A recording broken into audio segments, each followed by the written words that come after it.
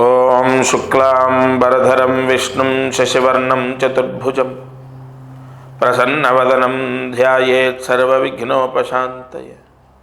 గం గణపతయే నమః. దుం దుర్గాయే నమః. ద్రాం దత్తాత్రేయాయ నమః. మారుతి అనుగ్రహం ప్రారంభ 25వ తారీఖు జనవరి 2026. రథసప్తమి మాఘమాసంలో శుద్ధ సప్తమి, రథసప్తమి. సర్వ గ్రహ నాయకుడు అంటే మనకు 9 గ్రహాల్లో 9 గ్రహాల ప్రభావం చేతనే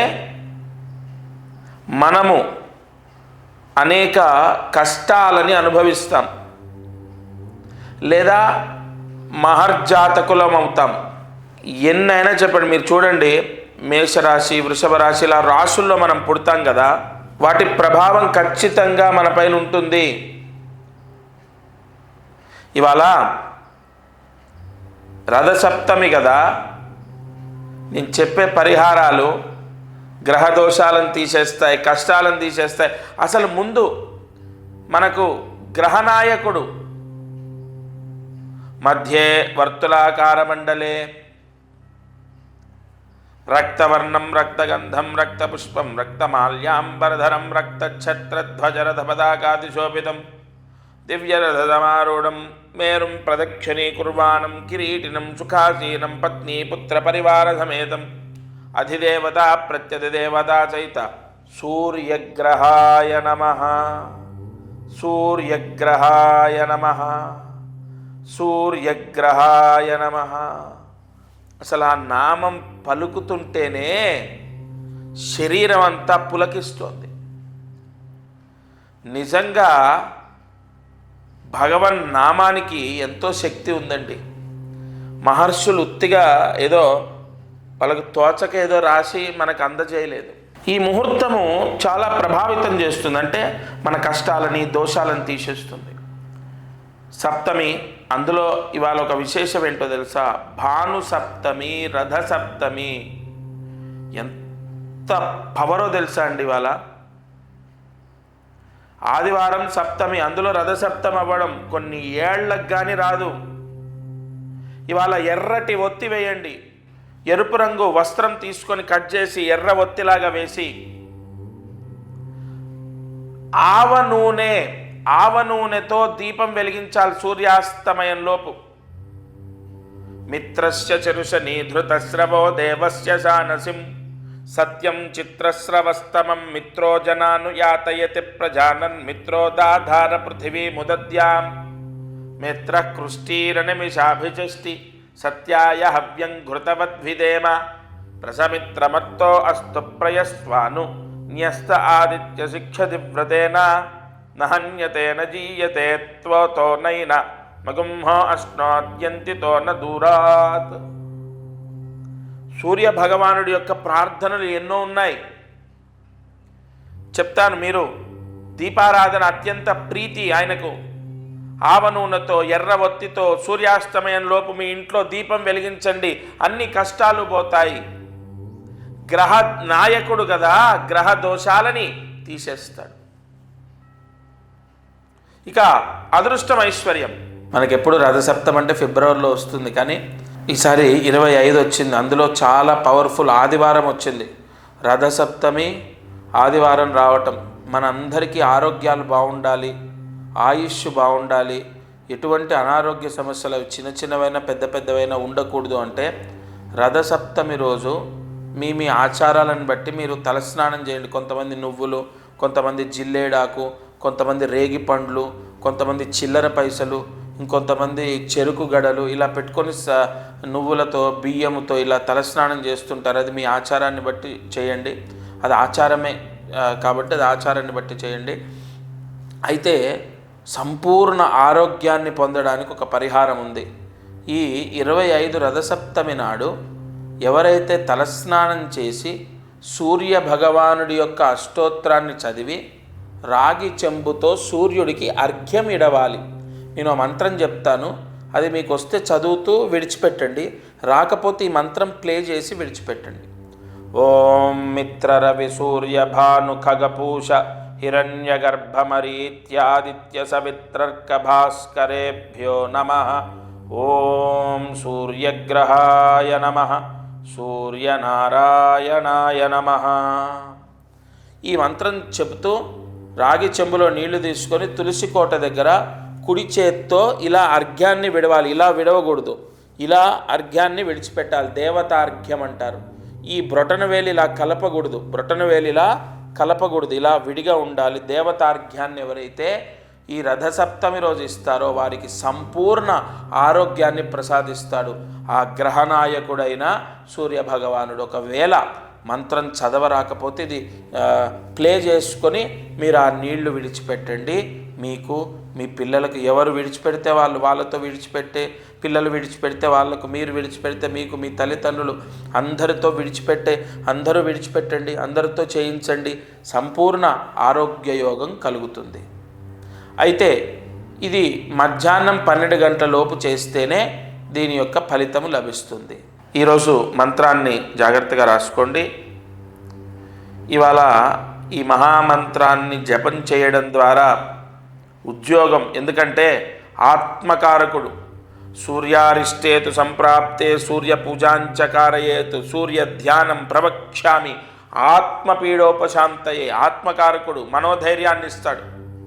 సెల్ఫ్ కాన్ఫిడెంట్ అనేది ఉంటుంది. కన్ఫామ్ 100% జాబ్ వస్తుంది ఈ మంత్రం చదివితే. అంత పవర్ఫుల్ మంత్రం ఇది. జాగ్రత్తగా మంత్రాన్ని రాసుకోండి. పిల్లల భవిష్యత్తు, ఇవాళ తల్లిదండ్రులు ఎంత బాధపడుతున్నారో. నిద్రున్నా లేకపోయినా ఒక తండ్రి తెల్లవారుజామున 5ంటికి లేచి వాళ్ళ బిడ్డల్ని, అది అమ్మాయి కానీ అబ్బాయి కానీ, చదువు కోసం దింపడం, అంటే వాళ్ళ స్కూల్లోనో కాలేజీలోనో దింపాలి. 4ంటికి 5ంటికి లేవాలి. రాత్రి ఎప్పుడు పడుకున్నా, ఎక్కడికి వెళ్ళినా, ఏం చేసినా 365 రోజుల్లో పిల్లల కోసం. తల్లి విషయానికి వస్తే పొద్దున్నే లేవాలి, ఆవిడ బాక్సులు చేయాలి, వంట చేయాలి, టిఫిన్ చేయాలి. ఒకటి కాదు, పిల్లల కోసం వీళ్ళు నిజంగా తల్లిదండ్రుల సేవకుల అన్న పరిస్థితి వాళ్ళ మీరు గమనించండి. పిల్లలందరూ కూడా భావితరాలకు నేను ఇవాళ విన్నవించుకునేది ఏంటంటే, తల్లిదండ్రుల రుణం తీర్చుకోవడం, అసలు రుణం తీర్చుకోవడం అనేది జరగదండి. పుట్టినప్పటి నుంచి మీకు ఊహొచ్చేంతవరకు వాళ్ళు ఏం చేశారో మీకు తెలియదు, ఎంత సేవ చేస్తున్నారో మీకు తెలియదు. ఇక మీకు ఊహొచ్చాక ఇంకెన్ని కష్టాలు పడుతున్నారో, ఎన్ని బాధలు పడుతున్నారో, ఎంత శ్రమిస్తున్నారో మీకు తెలియకుండా ఎక్కడెక్కడి నుంచి డబ్బు తెచ్చి మీకు చదివిస్తున్నారో మీకు, అంటే అది మీకు ఆలోచించే పరిస్థితి అవసరం లేకుండా వాళ్ళే అన్ని కష్టాలను అనుభవిస్తున్నారు.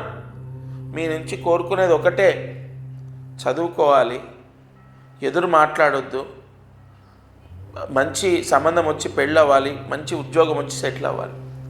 అమ్మా నాన్న నాకు ఇంత చేశారు కదా, నీకు కాళ్ళు నొప్పి కదా, నొక్కుతానో లేదో ఇంకోటి చేస్తాను మీ నుంచి ఏది వాళ్ళు ఆశించరు. నిజంగా మాతృదేవో భవ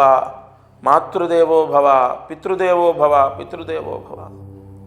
తల్లిదండ్రుల రుణం తీరనిది.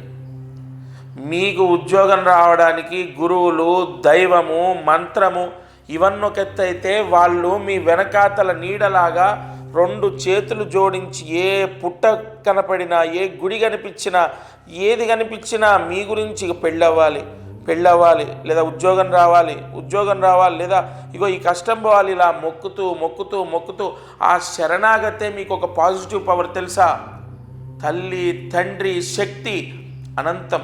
ఈ విశ్వం ఎంతో శక్తివంతమైందని సైంటిస్టులు పోల్చుతారు కదా, అంత శక్తి తల్లిదండ్రులది అని మనం పోల్చొచ్చు నిర్మోహమాటంగా.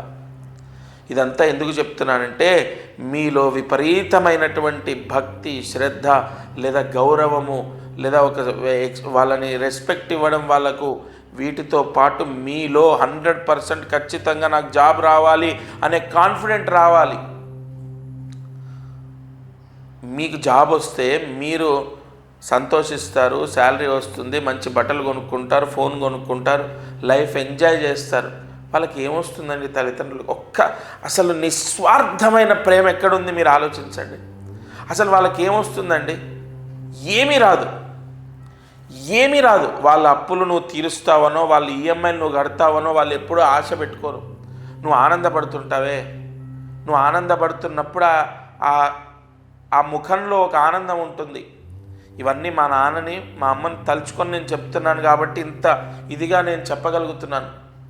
నేను ఎంత సంపాదించినా ఆయన ఆనందపడలేదు. నేను ఆనందంగా కంటి నిండా నిద్రపోయి కడుపు నిండా తిన్నప్పుడు ఆయన ఆనందం వేరే. అసలు అది వర్ణనాతీతం. వాళ్ళ గురించి ఎంత చెప్పినా, ఒక గంట చెప్పినా సరిపోదు. నాకు వస్తూనే ఉంటాయి మాటలు. అలా ప్రతి తల్లి తండ్రికి నేను ఇవాళ ఆశీర్వచనం చేస్తున్నాను.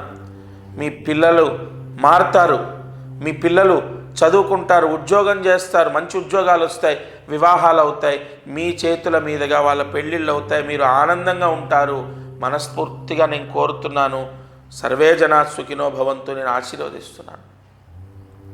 సరే, ఇవాళ మంత్రం జాగ్రత్తగా రాసుకోండి. ఓం శ్రీం సూర్యనారాయణాయ నమః. ఓం శ్రీం సూర్యనారాయణాయ నమః. ఓం శ్రీం సూర్యనారాయణాయ నమః. ఈ మంత్రాన్ని 6 సార్లు రాసి 108 మార్లు జపిస్తే తప్పకుండా ఉద్యోగం వస్తుంది. ఆత్మావై, ఆత్మయోగం, ఆత్మకారకుడు. అందులో ఖచ్చితంగా ఉద్యోగాన్ని ప్రసాదించే గ్రహాల్లో సూర్యగ్రహం ఒకటి. తప్పకుండా ఈ మహామంత్రాన్ని ఈరోజు రాత్రి పడుకునే లోపు, ఉదయం మధ్యాహ్నం లేదా రాత్రి పడుకునే లోపు ఈ మంత్రాన్ని చదవండి. ఉద్యోగం రావట్లేదు అన్న బాధ తొలగిపోతుంది.